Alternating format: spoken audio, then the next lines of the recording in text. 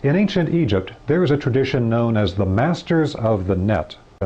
Thoth, Master of the Net at Karnak. Now Thoth is the Greek name for the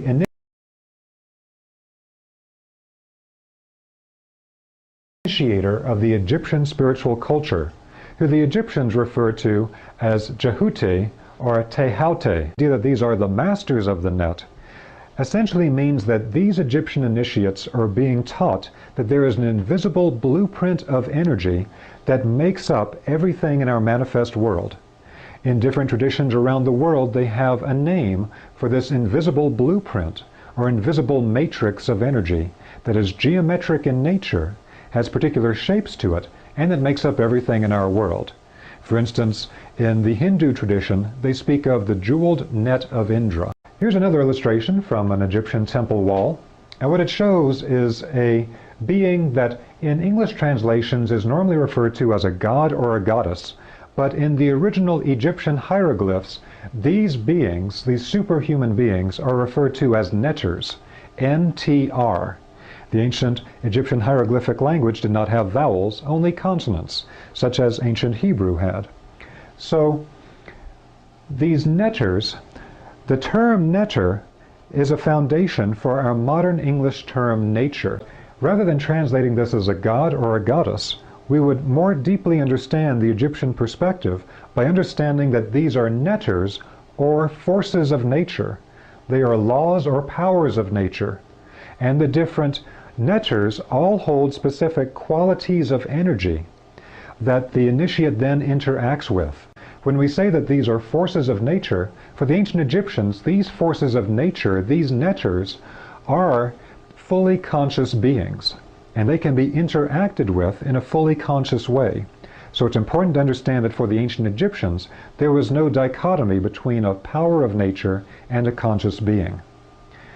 Now the important thing for us here in showing the interaction between the netter and the pharaoh is that there's an intermediary between this power of nature, the power of the netter, and the human initiate, the pharaoh. And that is the forms that is held within the hand of the netter. There's the form here of a scepter known as the waz, and the form of the ankh, which is very well known today in Egyptian study circles. These shapes that are held in the hand of the netter are actually geometric energy emitters. Now what I mean by that is that the actual shape of the objects themselves give rise to precise energies through which the Egyptian initiates could interact with the forces of nature and apply them for specific purposes. So when you look at illustrations on the Egyptian temple walls, if they show a plant, an animal, a scepter, a geometric form of some kind associated with a netter or one of these beings, we should always examine that because it will show us the particular quality of energy held by that being. Actually, what this is a geometric emitter of energy. According to the actual shape of this object, with this hemispherical cap at the top and these zigzag lines that modify the quality of energy, this is actually used as a pendulum in ancient Egypt. And from the base of this pendulum would be emitted a penetrating carrier wave of energy. Actually, every spiritual tradition around the world understands the existence of these subtle energies. In the East, they might call it chi or ki or prana. It has different names in different places around the world. But these vital energies, although they cannot be detected by modern electromagnetic scientific equipment, nonetheless exist and have a powerful effect on all living beings. So from ancient Egypt, the knowledge held in ancient Egypt went in multiple directions. And one place that it went is that some of the knowledge of the Egyptian radiesthesia became connected to knowledge held in certain circles in Europe in the Catholic Church. And so we see illustrations such as this: Saint Luiger, a Christian saint using Egyptian radiesthesia. In this old woodblock print of Saint Luiger, in one hand he's holding the form of a cathedral. In the other hand he's holding the form of a staff. Now we know from old Egyptian text and from the Old Testament that in ancient Egypt they used the form of scepters or staffs of different types for all types of energetic or so-called magical purposes. But as Arthur C. Clarke once said, Magic is simply a term that we give to a sufficiently advanced form of technology that we do not understand, so its effects seem to us to be magic. But when we understand this Egyptian science of energy, things that appear to be magic can now be understood as a type of spiritual science. So one thing I want to bring out here when we look at the form of the staff held in the hand of St. Luiger is that there are projections at various levels of this staff. So if he held the staff at one particular place, that gave him a particular length on the staff that correlated to a wavelength. So held at one particular place, he could detect, let's say, underground water. Held at a different place on the staff, he might be able to detect a detrimental energy spot on the earth that needs to be avoided. At another place on the staff, he might be able to detect a powerful emanation of a spiritual energy spot that is very beneficial to all living beings and where they would want to build the cathedral.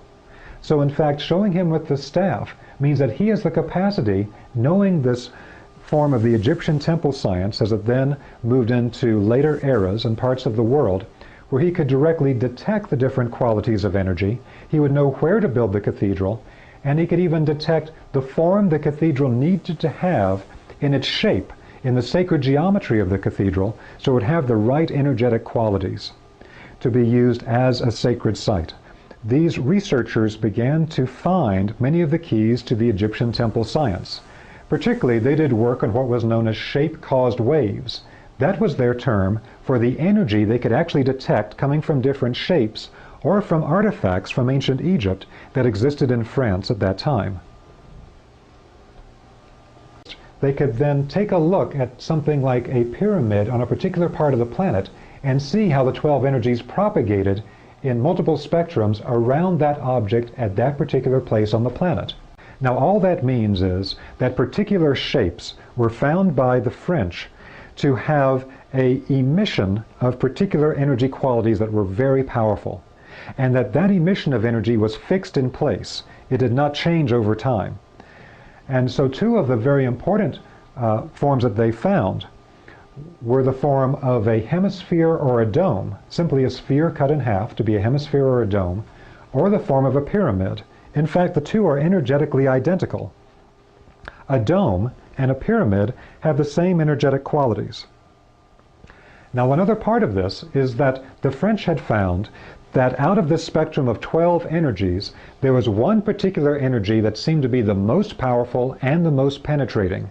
In fact, this one part of the energy spectrum, which the French called negative green, they then found that the form of the dome or the pyramid emanated from their base, this very powerful carrier wave of energy. And in fact, later on it was identified by other researchers that this is in fact a spiritual carrier wave. And the Egyptians that I work with today use that term to describe this energy quality. This spiritual carrier wave of energy can be emitted by specific geometric forms. The thing I want you to take away right now is simply the way the French discovered and could directly detect that certain shapes used by the Egyptians and other cultures will create specific powerful qualities of energy. And that in fact some of these qualities of energy can be used as a carrier wave to send energy and information from one place to another place. So that when we look at the form of the Great Pyramid, what we find is that the King's Chamber, the place of initiation in the Great Pyramid where the sarcophagus was, which according to popular tradition was the place where the initiate would lie and go through a 3 or a 3.5 day death-like sleep where their spirit traveled through the higher worlds and then returned. In that place in the King's Chamber with the sarcophagus is in fact at that exact deflection of 6 degrees 15 minutes off of center. And so not only was the pyramid built to take advantage of this specific energy quality, but also it was even very finely constructed so that even the internal chambers could pick up very precise sub-bands of energy. So here they got a precise sub-band of the spiritual carrier wave, which helped make this form of initiation possible. So through this type of research, we're now rediscovering many keys to the Egyptian temple science.